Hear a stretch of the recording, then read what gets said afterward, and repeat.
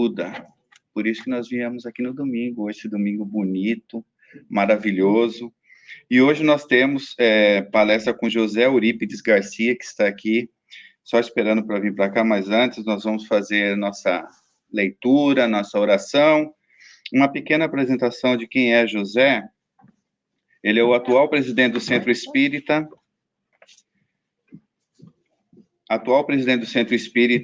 Luz, Caridade e Amor, na cidade de Igarapava, em São Paulo. Também é diretor responsável pelo Lar Escola Alvorada Nova, que abriga 350 crianças com a faixa etária entre 6 meses e 14 anos de idade. José colabora ainda escrevendo artigos para o Anuário Espírita e Mentes do Amanhã. Então, nosso muito bem-vindo, obrigado pela presença, obrigado por estar trabalhando por Jesus e vem aqui nos trazer as palavras, né? Uma palestra que a Viagem da Luz. Mas antes disso, quem vai fazer a nossa leitura aqui? Eu vou trazer Gilson. Trouxe o óculos, amorzinho? Tá preparada? Tem certeza? Tá preparada? Então vem para cá. E depois a Ana Lu faz a nossa oração inicial em nome de Jesus e que Jesus nos envolva em muita luz.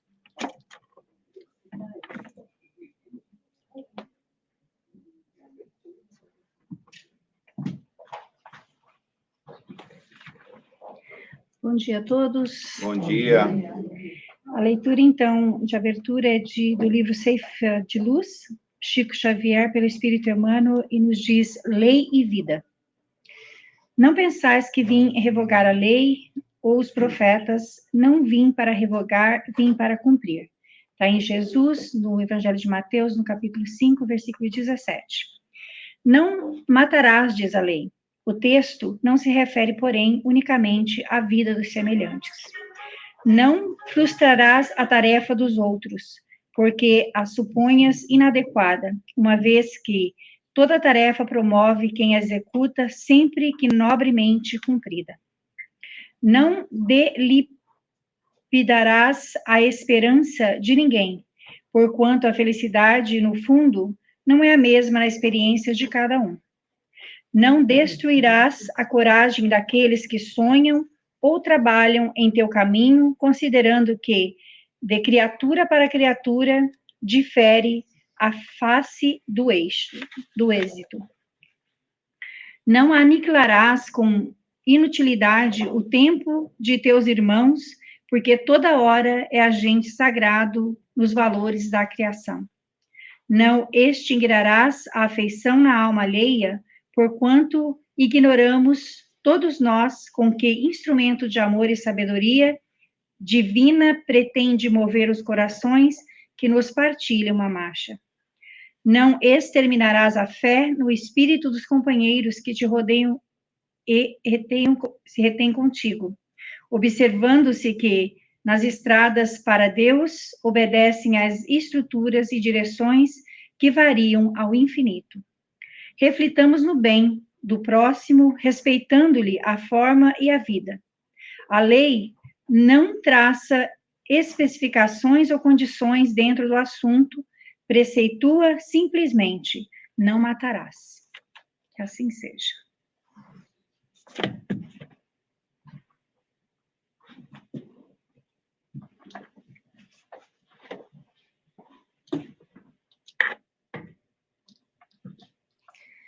Vamos agora, nesse momento, acalmar as nossas mentes e os nossos corações. Vamos visualizar Jesus, esse mestre amigo querido, tão presente em nossas vidas. Pai amado, gratidão. Gratidão pela vida. Gratidão por esta manhã tão linda. Gratidão, Pai, por acordarmos aqui para mais um dia, com uma vida diante de nós, cheia de oportunidades, de aprendizado, de crescimento, de trabalho. Com os corações cheios de alegria, queremos agradecer todas as bênçãos que nós temos Queremos agradecer o amor que está ao nosso redor. Queremos agradecer as amizades no mundo espiritual e aqui no mundo material. Queremos agradecer a espiritualidade, os mentores desta casa, Amor e Luz, que proporcionam tantos estudos, tantos trabalhos, que dão suporte a todas as atividades desta casa. Queremos agradecer ao nosso companheiro e amigo José Eurípides, que está aqui hoje, para nos trazer mais conhecimento, luz, fé e esperança. Querido Pai amado, querido irmão e mestre Jesus, que nós possamos ser instrumentos da bondade, da luz, do amor. Que nós possamos aproveitar todas as oportunidades da construção do bem. Que nós possamos, Senhor, nos melhorar a cada dia para melhor te servir. Abençoa, Pai, toda esta humanidade. Leva o consolo, a paz, o amor, a cura, a fé e a esperança àqueles que mais precisam. Nos abençoa hoje e sempre. Que seja feita, Pai, a vossa vontade. Que assim seja.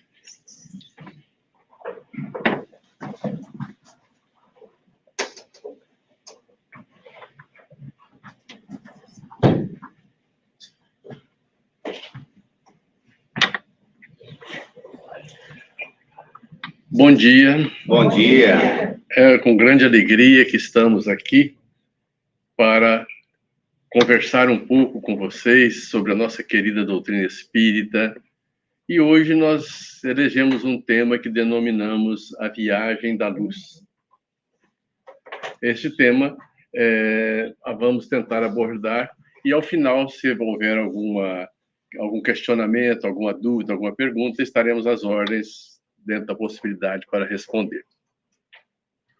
Se nós formos voltar no tempo, encontraremos num ponto indefinido do espaço um local de muita escuridão, de muita blasfêmia, de muito choro e ranger de dentes, como dizia Jesus no seu evangelho, onde um grupo de milhões de espíritos se encontravam desesperados.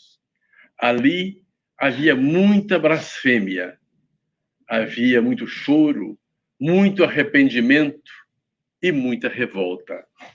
Aqueles espíritos estavam sem saber o seu destino. Estavam eles que haviam sido banidos do seu habitat natural, estavam incertos e não sabiam para onde se dirigir. E durante aquela confusão, aquela situação toda negra e complicada, uma pequena luz se faz lá no horizonte e vem viajando a uma velocidade espantosa e vai até aquele grupo, que eram milhões de espíritos. E essa luz vai tomando forma e se transforma num homem maravilhoso, de olhos azuis, de cabelos castanhos, de uma vibração infinita, e dizia a esses espíritos degredados e sofredores que ele era o responsável por um pequeno planeta do universo, que passava por uma fase de transformação muito grande. E essa transformação, ele necessitava de ajuda e necessitava de apoio.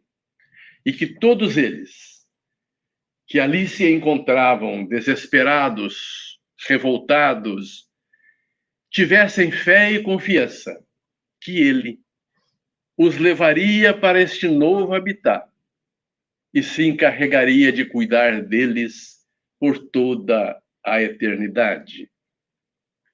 Tratava-se de um planeta primitivo, de um planeta simples, que começava seus primeiros passos de transformação de um mundo primitivo para um mundo de expiação e provas. E ele precisava de apoio e colaboração daqueles espíritos. porém que eles ficassem tranquilos. Ele mandaria periodicamente seus emissários para relembrá-los daquela reunião e relembrá-los de que eles não estariam sós aqui na face da terra, tão estranha e obscura para todos eles. E que um dia ele viria em pessoa para relembrá-los de tudo aquilo que ele havia dito. E os espíritos, então, aquela multidão de espíritos que estavam desterrados de capela, eles sentiram um novo ânimo, uma nova vibração, e este ânimo se transforma em alegria, pois uma oportunidade nova iria surgir. E neste momento de grande emoção, vários espíritos que ali se encontravam, que não haviam sido degradados, mas que tinham ali os seus protegidos, os seus amores,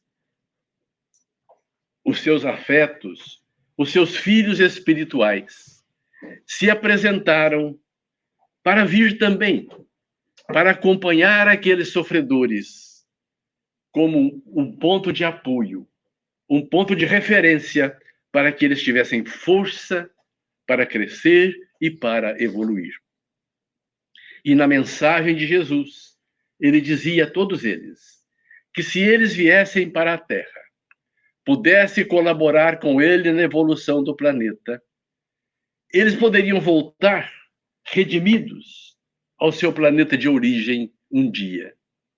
E assim aconteceu. E vieram os capelinos para a Terra.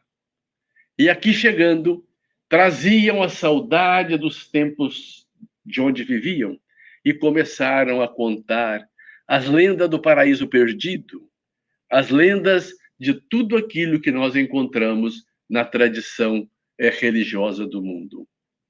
E Jesus, fiel ao seu compromisso, começou a enviar periodicamente espíritos de escola, espíritos evoluídos, para relembrar aquela mensagem e para relembrar a promessa de que ele havia feito, que um dia estaria com eles aqui na Terra. E aí surgem muitos espíritos ao longo da história que vão contando a sua evolução e vão ajudando a Terra a se desenvolver. Vieram Sócrates, veio Platão, veio Aristóteles e muitos outros, que trouxeram conhecimento nos vários campos, uns na filosofia, outros na matemática, outros na ciência, e assim sucessivamente, formando o conhecimento para que a Terra pudesse efetivamente se transformar. E então, um dia surge, lá na Palestina, surge em um berço humilde, aquele que seria o Salvador da humanidade. Vem Jesus com o seu compromisso, pronto para fazer com que todos nós, capelinos ou não, recebêssemos a mensagem de amor e de fraternidade para o nosso progresso espiritual. E este Jesus, que passou rapidamente pela terra, deixando seus passos de luz para toda a eternidade.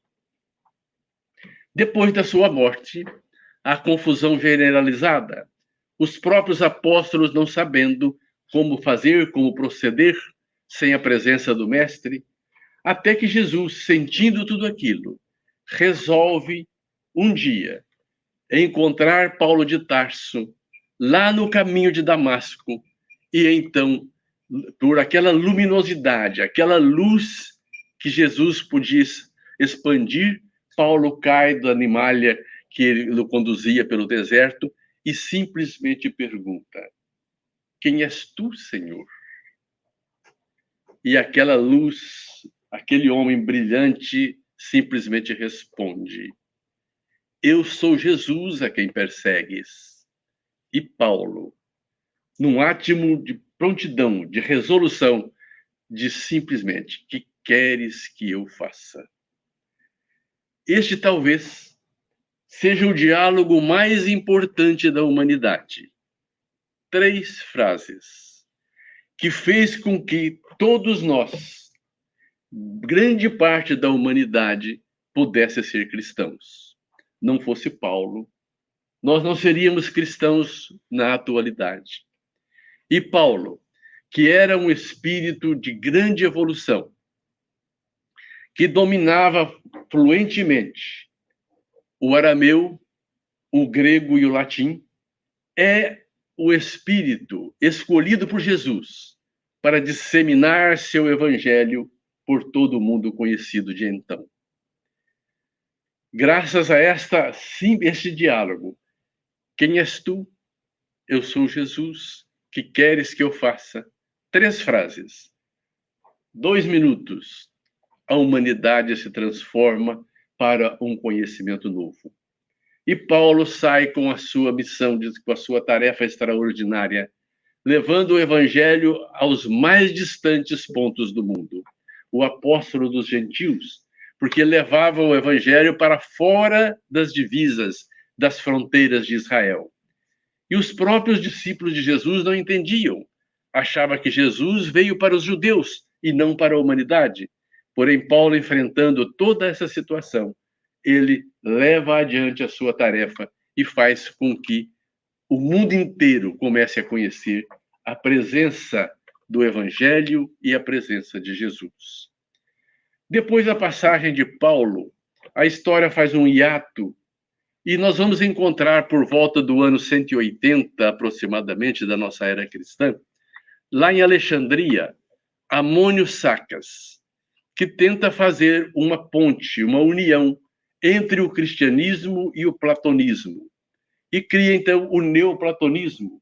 E, juntamente com ele e aos seus seguidores, dentre os quais Orígenes, um dos pais da igreja, eles começam a definir o cristianismo de Jesus em várias pontes. E este grupo de neoplatônicos, é que traz a mensagem da reencarnação para a humanidade. Mais tarde, com o passar dos anos, os cristãos perseguidos, sendo mortos nos círculos, em espetáculos deprimentes, vai marcando a presença do cristianismo na humanidade. Até que no ano 313 da nossa era, Constantino lavra o Edito de Milão, onde é permitido aos homens, é permitido à sociedade, é permitido ao cidadão romano adotar o cristianismo como religião. No ano 313, embora marque a liberdade, a liberdade cristã, nós temos uma situação muito adversa, que o cristianismo, que até então era perseguido, e calcula-se que aproximadamente 1 milhão de pessoas tenham morrido nos espetáculos públicos para fixar o cristianismo na humanidade, o cristianismo se transforma. E aquilo que era para ser uma bênção de liberdade se transforma num caráter de opressão. E começa aí um cristianismo violento, de perseguidos a perseguidores. Aqueles que não eram cristãos não encontravam mais espaço. E a perseguição começa pelas próprias cruzadas que cortam a Europa e a parte do conhecido do Oriente Médio no campo de batalha para toda a humanidade. Porém, Deus está sempre atento. A reencarnação, que havia sido base da doutrina de Orígenes e da doutrina dos princípios do cristianismo, no ano 532, sofre um abalo muito forte. É que Teodora, esposa do imperador Justiniano, ela havia sido, antes de ser imperatriz, ela era uma prostituta. E as prostitutas de Constantinopla evocavam o seu nome com muita frequência, dizendo que a profissão delas era muito nobre, que ela que elas não... Infelizmente, eu estou com um problema na garganta que não depende da água. Obrigado. Não é a água que faz melhor. Então, Teodora, que era prostituta, conforme falávamos. As prostitutas de Constantinopla começam a difundir a ideia que elas tinham uma profissão nobre, muito nobre. Tanto assim que uma chegara a ser a imperatriz. E ela se revolta contra tudo aquilo, porque, na verdade, todos nós, temos orgulho de falar da nossa origem. Mas quando alguém nos lembra dela, a gente não gosta. Nós adoramos falar, não, eu sou pobre, passei dificuldades, passei fome. Mas se alguém chega e fala, você era um pobretão, a gente fica todo infeliz e fica revoltado, né? É assim que a gente se manifesta na vida. E então, a própria imperatriz manda matar todas as prostitutas de Constantinopla, as conhecidas, obviamente. E pede ao imperador Justiniano que ele acabe com a reencarnação. Justiniano amava profundamente a sua esposa, mas como impedir a reencarnação? E as pessoas de Constantinopla diziam, imperatriz vai ter que reencarnar uma vez para cada prostituta que ela mandou matar. Então ela vai ter infinitas reencarnações, muito sofredoras na Terra. E ela, com medo disso, apelava para o imperador romper a lei da reencarnação. E o imperador, movido por sua esposa, convoca o Concílio Ecumênico de Constantinopla. E no Concílio Ecumênico, então, é forçado a que os bispos que participam do concílio declarem que a doutrina dos princípios, lá do Amônio Sacas e do Orígenes, caiam por terra porque a reencarnação não era uma verdade. E desde então, nós não encontramos mais na Bíblia e nos textos sagrados a menção da reencarnação. Porém, como a verdade tem sempre que prevalecer, e Deus está à frente de tudo, e especificamente para nós aqui na Terra, Jesus está no comando, então as coisas continuam a evoluir. E quando a igreja entra em profunda decadência, Jesus envia João Evangelista para que, na figura de São Francisco de Assis, restaure a igreja, a sua igreja. Francisco era uma pessoa muito humilde, porém de uma espiritualidade infinita. E quando Jesus aparece para ele em sonho e diz, Francisco, eu quero que restaures a minha igreja. Francisco entende a mensagem como uma igreja velha que tinha lá nos arredores de Assis, que estava caindo aos pedaços, e vai para lá para construir a igreja, reconstruir a igreja. Aí Jesus aparece novamente e diz, não, Francisco, não é esta igreja que é para reformar, é a igreja como organização.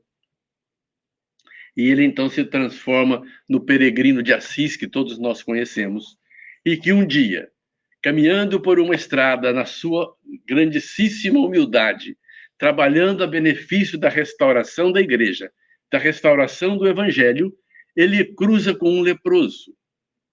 E este leproso, como naquela época os leprosos eram banidos da sociedade, eles tinham que andar fazendo barulho para que as pessoas não se aproximassem deles. Então, ele vem fazendo barulho com um sino, e Francisco percebe que vai cruzar a estrada com um leproso. Ele procura em todos nas suas roupas alguma moeda, alguma coisa, e o leproso diz a ele, por favor, não se aproxime, eu sou um leproso. Deixe a sua esmola e se vá. Mas ele não tinha esmola para dar. Então ele se aproxima do leproso, lhe dá um abraço. E quando ele abraça o leproso vai se transformando e transforma-se em Jesus, que lhe abraça, e então isso marca definitivamente a sua jornada como o grande organizador e reorganizador do cristianismo primitivo. Porém, naquela época, a igreja não permitia que as pessoas lessem a Bíblia. Nem os próprios padres mais simples, somente os teólogos podiam ler a Bíblia, porque as outras pessoas não tinham preparo para tanto e, consequentemente, elas iriam interpretar mal os ensinos que estavam na Bíblia. Então, a missa era falada em latim. Algumas vezes, o próprio padre que estava celebrando a missa dava as costas para o público que estava assistindo e para que as pessoas assistissem à missa sem entender absolutamente nada daquilo que estava se falando. E como Deus tem pressa para que a humanidade evolua, para que nós alcancemos um patamar de evolução maior, envia à Terra, nascendo lá na Bavária, na hoje conhecida como República Tcheca, a antiga Tchecoslováquia, um espírito de grandíssima evolução que decide romper basicamente as estruturas da igreja da época. Se chamava Jean Hus. E ele, então, se opõe veementemente aos princípios da igreja, dizendo que o evangelho deve ser lido na língua de cada povo, que a missa deve ser transmitida na linguagem que as pessoas possam entendê-la, e não no latim que ninguém entendia. E isso é uma blasfêmia. A igreja se opõe veementemente contra ele. E ele continua firme no seu projeto de que o evangelho de Jesus é feito para todos e não para um pequeno grupo. Então ele é excomungado. O Papa lavra a excomunhão. Porém, ele continua no seu trabalho de evangelização da linguagem própria do povo dele, disseminando esta mesma ideia. Então, há um concílio ecumênico em Constança, na Alemanha, e eles o convidam para ir ao congresso. E ele fala que não, porque ele sabe dos perigos que está correndo. O imperador da República Tcheca lhe dá um salvo-conduto com garantia de vida. E ele vai para o congresso em Constança. Lá, ele cai prisioneiro dos ministros da igreja, que naquela época a Inquisição tinha esse poder de prisão.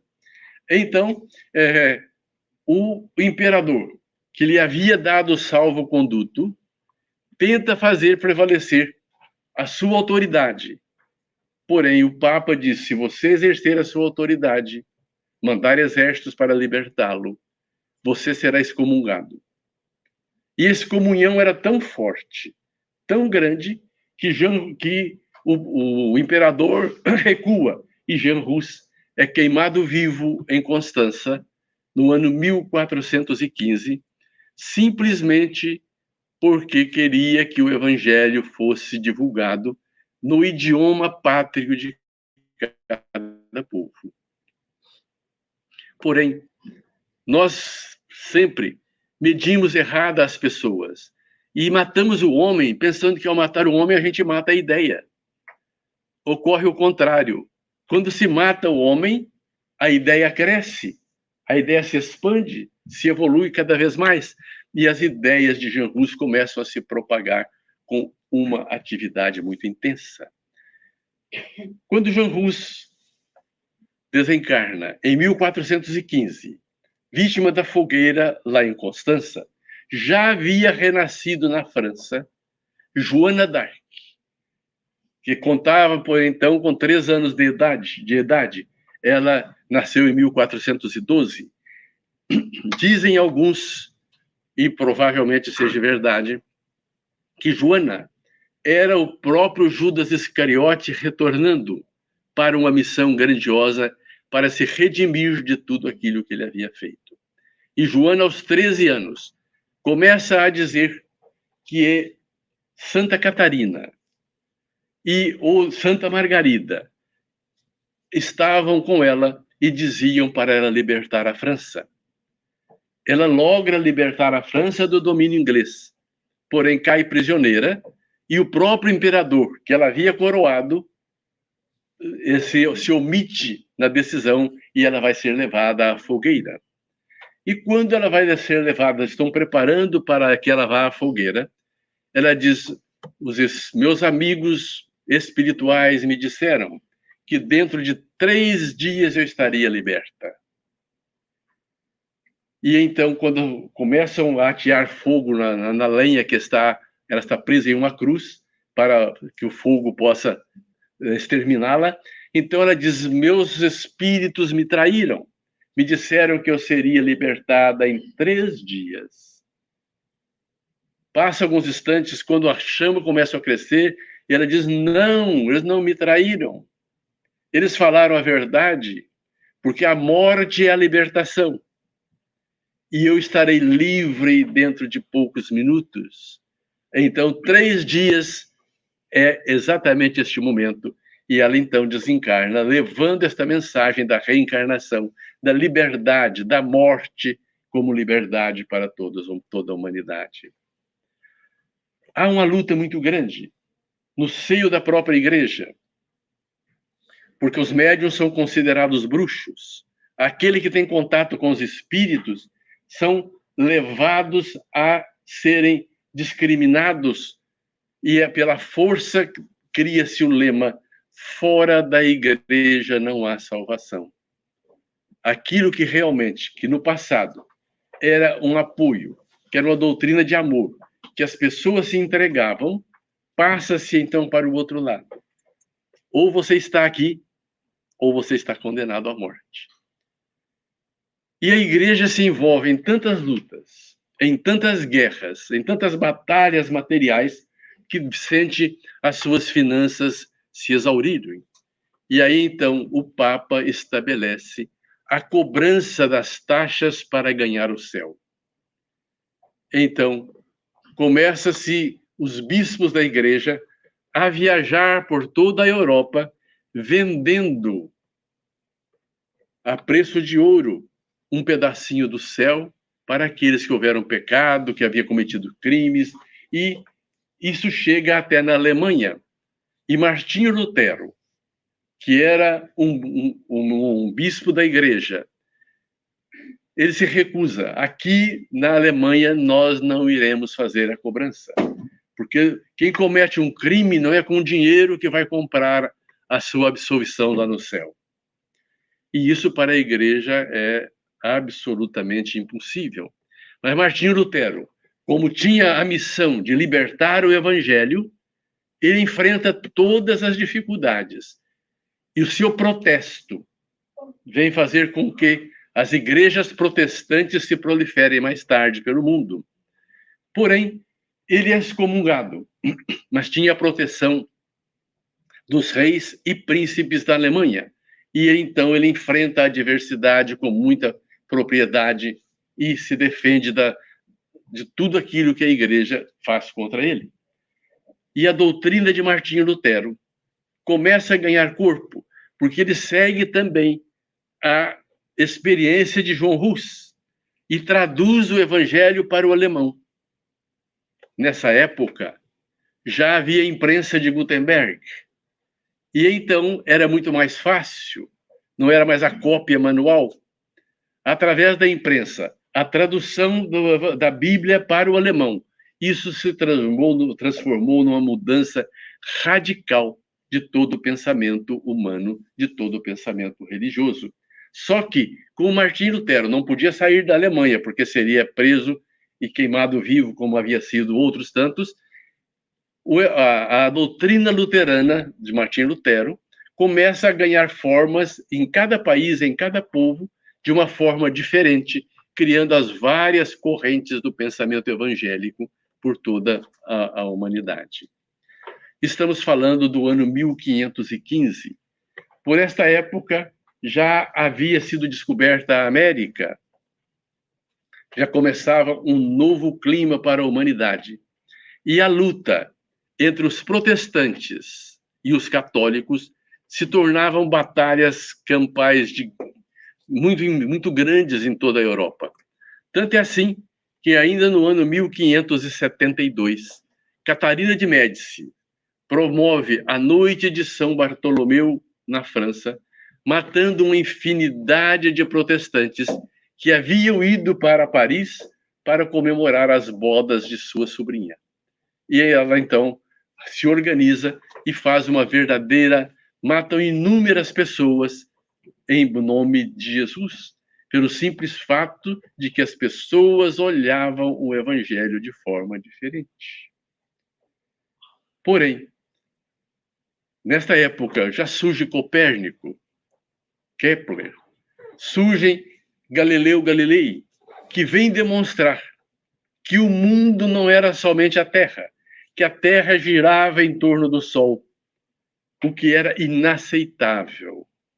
Galileu é obrigado a abjurar.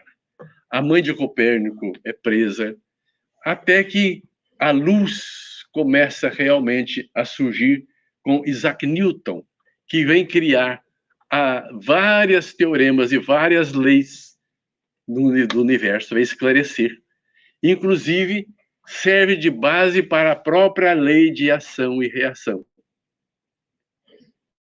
que nós tanto falamos no Espiritismo. Toda ação gera uma reação. A lei de causa e efeito. E Isaac Newton já dizia, toda ação provoca uma reação em contrário de igual intensidade. Ou seja, isso que nós falamos tanto nas nossas casas espíritas, já nesta época, a Inquisição começa a perder força. O conhecimento é diferente. E o próprio progresso da humanidade vai crescendo e a humanidade começa a ver o mundo de outra forma. Até que, em 1789, surge a Revolução Francesa e, com ela, a primeira declaração dos direitos humanos de liberdade, igualdade e fraternidade. A primeira manifesto nesse sentido surge com a Revolução Francesa. E com ela, muito mais do que a simples destruição de um depósito de pólvora da Bastilha, a queda da Bastilha, ela representa a mudança social da humanidade. Porém, como toda revolução, ela traz no seu bojo muita violência, porque as pessoas se discrepam uns dos outros, e essa discrepância faz com que haja os antagonismos, e infelizmente nós só sabemos usar a força, não sabemos usar o diálogo da maneira mais adequada, ainda não sabemos, né? A Revolução Francesa se transforma no morticínio. São pessoas matando pessoas, até concurso de melhores equipamentos para matar as pessoas surgem. E surge a guilhotina, que ganha um concurso, e o próprio José Guilhom, que inventa a guilhotina mais tarde, é guilhotinado por ela também, dentro de Paris. E nesta confusão muito grande, nesses elementos todos em ebulição, é que surge o final do século XVIII, perdão, e no ano 1799, na noite do dia 31 de dezembro, na passagem do século para o ano 1800, se reúnem sobre os céus de Paris, sob o comando de Jesus, um grande número de espíritos que foram aqueles espíritos que colaboraram com o progresso da humanidade, estando presente inúmeros sábios, inúmeros historiadores, inúmeros cientistas e tudo mais, para uma grande assembleia visando a transformação da humanidade. E nesta assembleia estão presentes esses espíritos, e Jesus diz a todos da necessidade de mudança, da necessidade de progresso para a humanidade. E ali na assembleia está Jean Rus, que havia sido morto em 1415 em Constança, conforme falamos, e Jesus diz a ele que ele terá uma missão muito grande, que ele deverá reencarnar para trazer para a humanidade as luzes do mundo espiritual e uma doutrina de paz e de fraternidade e de amor. E é assim que Jean Rus reencarna em Lyon, na França, no início do século XIX, para promover uma grande mudança no pensamento humano através da situação da criação da doutrina espírita, da codificação da doutrina espírita. Vejam vocês, a grande dificuldade que Hippolyte Léon Denis Arrivel, o nosso Kardec, encontra numa época em que toda censura pertencia à Igreja. Tudo. Então, todos os livros, toda a ação filosófica ou religiosa dependia da autorização da Igreja. E Kardec vai escrever o Livro dos Espíritos. Se ele traz um Livro dos Espíritos e diz é uma religião nova, ele seria imediatamente banido e o livro jamais seria editado. Então, na sua primeira edição, que teria que passar pelo crivo da censura eclesiástica, ele põe um livro menor, com uma quantidade de perguntas muito menores, tirando todos os temas controversos que podia gerar. De uma habilidade fantástica, ele solta a sua primeira edição de O Livro dos Espíritos, que vem no dia 18 de abril de 1857, como a luz efetiva para a humanidade. E então, neste livro, Kardec diz que é uma filosofia, não fala que é uma nova religião. E como nova filosofia, naquela época, as ideias nasciam e morriam com uma velocidade muito grande. Estávamos vivendo o ocaso do positivismo, que era a doutrina de Auguste Comte, que estabelecia que somente deveria ser discutido aquilo que era positivo, aquilo que era palpável, aquilo que podia ser sentido pelos órgãos físicos. Jamais a metafísica poderia ser objeto de algum tipo de estudo. E dizia Auguste Comte, o homem nasceu ignorante e ele precisava de Deus. Ele precisava da fé. O homem evoluiu, passou a precisar da metafísica para poder se justificar e se entender no universo. Hoje nós temos a razão e somente a razão está discutida. Naquele período de ebulição deste pensamento todo, há uma procissão dos intelectuais da França que colocam uma jovem desnuda em cima de um andu e dá uma volta inteira na Catedral de Notre-Dame, em Paris, para simbolizar a deusa razão. E a deusa razão, diziam os oradores inflamados da época, França já tem a razão, não precisa de Deus. Tendo razão, não precisa de Deus. Deus está morto, graças a Deus. Né? Então, esta filosofia do nada, do niilismo, começa a ser discutida profundamente por Kardec. Porém, é uma filosofia que se esperava os censores da Igreja Católica, que fazia a censura de toda a edição, que aquilo seria passageiro como as outras ideias, e autorizam a edição do livro, que nasce pálido, simples, numa manhã de primavera em Paris, dia 18 de abril. Só que Kardec, com toda a sua habilidade, já tinha uma segunda edição preparada, que é a edição do Livro dos Espíritos que nós conhecemos hoje. Com 1018 perguntas, quase o dobro do Livro dos Espíritos original, onde todas aquelas situações controversas da Igreja estão inseridas já no contexto da segunda edição, que é a mais ampla e que é a divulgada para todos nós. Então, o Espiritismo surge como uma renovação de pensamentos, surge como uma renovação de ideias, surge para transformar o homem.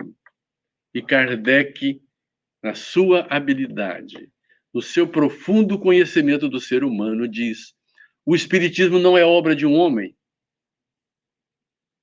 Imaginemos, todos aqui, todos nós vaidosos queríamos ter alguma coisa no nosso nome. Porém, Kardec, como não era do nosso nível, era de um nível superior, ele diz: o Espiritismo não é obra de um homem. É uma obra coletiva que é fruto do trabalho dos espíritos encarnados e desencarnados em todas as partes da humanidade. O Espiritismo não diz a última palavra. O Espiritismo é evolucionista. Estará sempre caminhando de lado com a ciência. E que, se a ciência provar que ele está errado em um dos seus pontos, ele deve modificar imediatamente este ponto para andar sempre a par com a ciência. Então, nós somos o Espiritismo é uma obra coletiva, que é fruto de um conjunto de médiuns, de espíritos, de homens e tudo mais. É uma obra evolucionista, pois que estará sempre caminhando e sempre trazendo coisas novas para todos nós. Tudo isso faz com que a doutrina espírita, que nasceu de mãos dadas com o Evangelho, jamais dele poderá separar-se. Pois que esta é a parte mais linda, sendo o Espiritismo uma ciência, uma filosofia e uma religião, ele não é uma ciência, não é uma filosofia, não é uma religião. Ele é a religião da religião, como dizia Viana de Carvalho, a filosofia da filosofia e a ciência da ciência. Veio para ficar, porque todas aquelas teorias, todas aquilo que é feito e que não vai acompanhar a ciência, um dia ficará para trás. E é por isso que Kardec vem e nos diz: o Espiritismo andará sempre ao lado da ciência. É uma doutrina evolucionista. E o Espiritismo traz, no seu conhecimento, tudo aquilo que a humanidade de hoje precisa. O dia que a medicina entender que nós temos doenças materiais e doenças espirituais, que poderá ser tratado do espírito e da matéria, cada um da sua forma, nós teremos alcançado, dado um passo gigantesco para a solução dos grandes problemas de enfermidades da humanidade.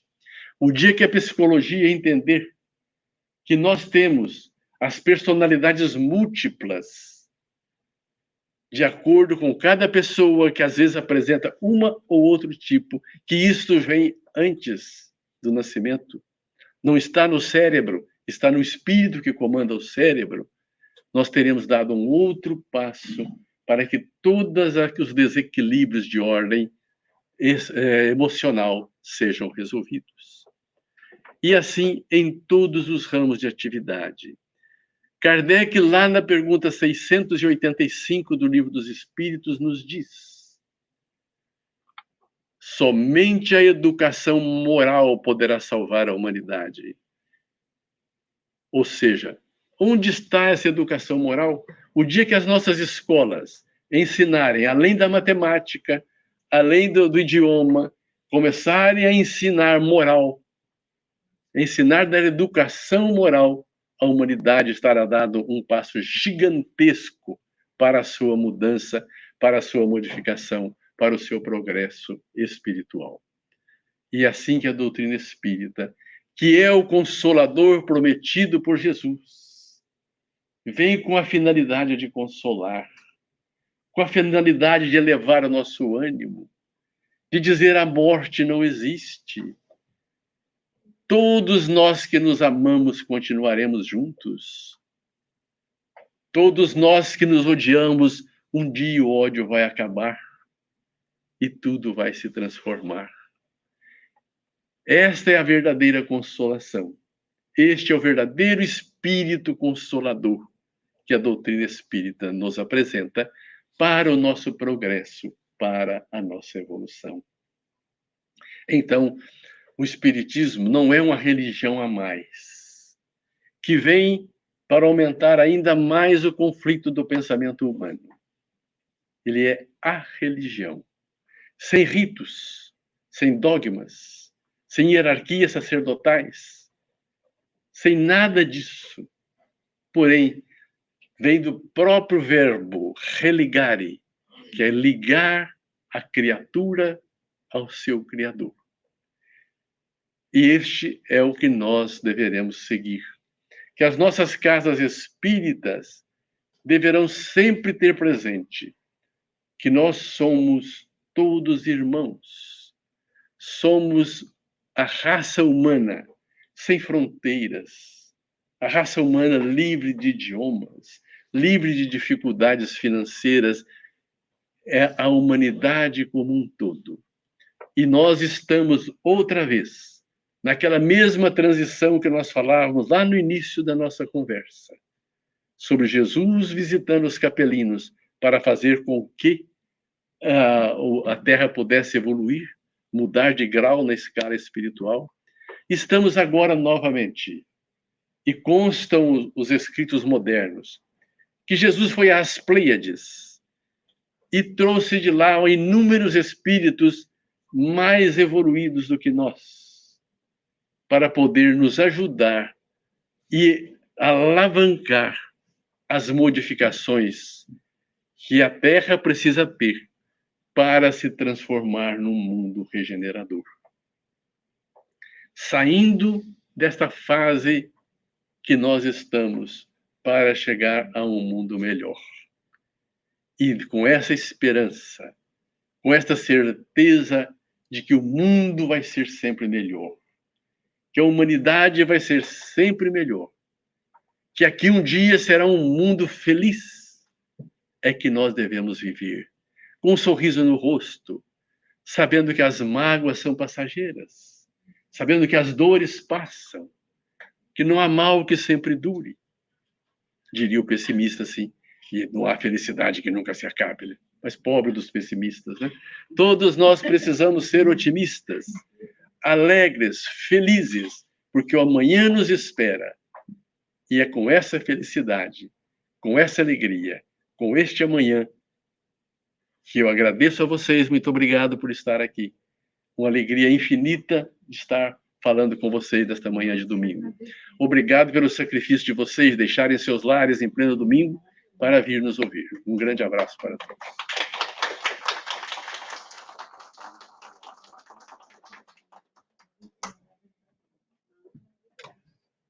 Obrigado, José. Que viagem maravilhosa, hein? Sim. Pelo tempo.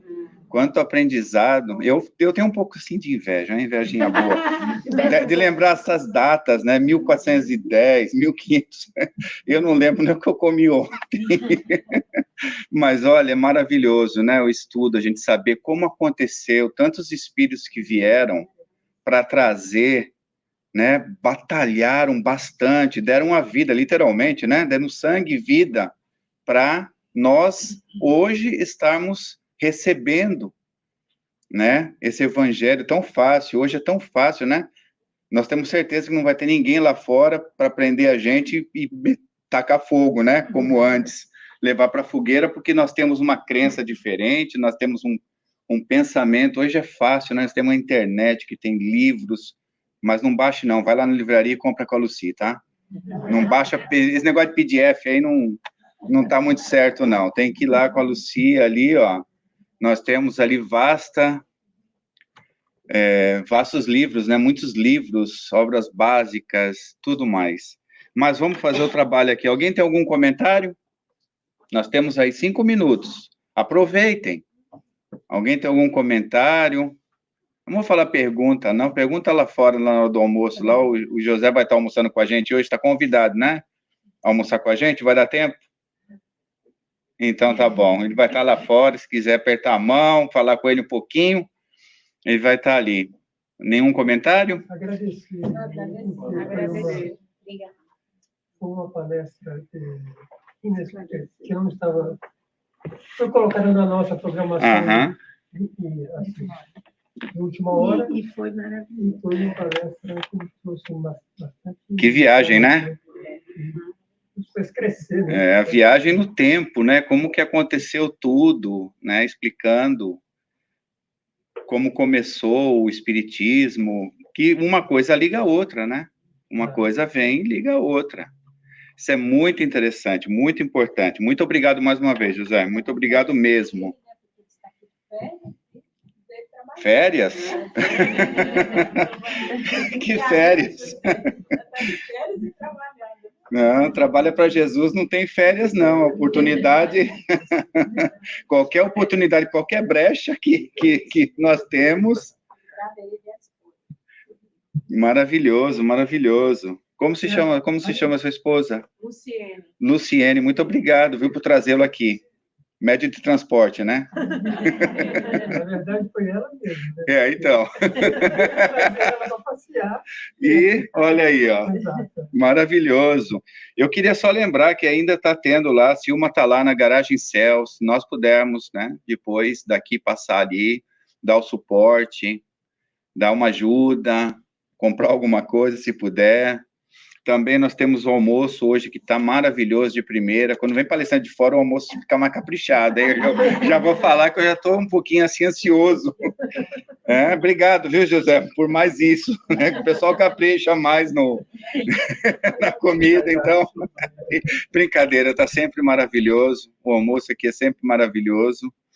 E eu também queria dar um recado. No dia 27, nós vamos ter o filme, mas vai ter uma mudança que eu ainda não sei, ainda estou conversando com o Peter, e a gente vai anunciar, daqui a pouquinho sai o anúncio, tá? Teve um probleminha aí, vai ter uma mudança.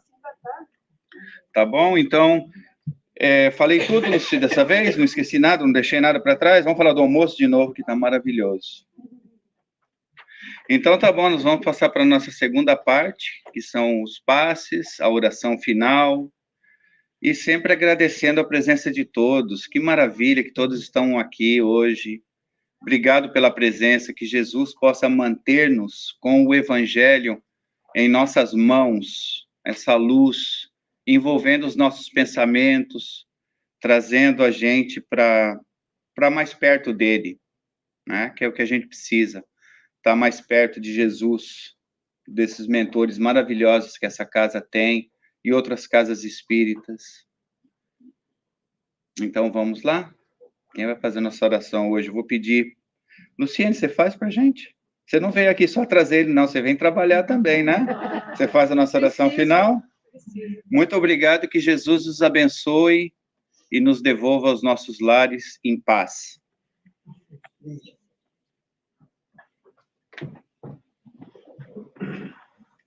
Vamos elevar nossos pensamentos a Jesus.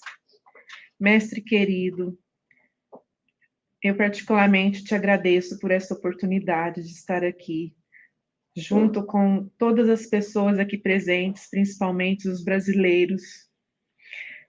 E quero pedir-te também que esteja sempre nesta casa, auxiliando todos os trabalhos, todos os ensinamentos dirigidos às pessoas que procuram esse auxílio espiritual, que em momento algum falte-lhes a esperança, a fé, que cada um possa levar aos seus familiares as fluidificações benéficas que aqui receberam, que cada dia mais essa casa possa acolher mais pessoas e cada um possa ser porta-voz do Evangelho.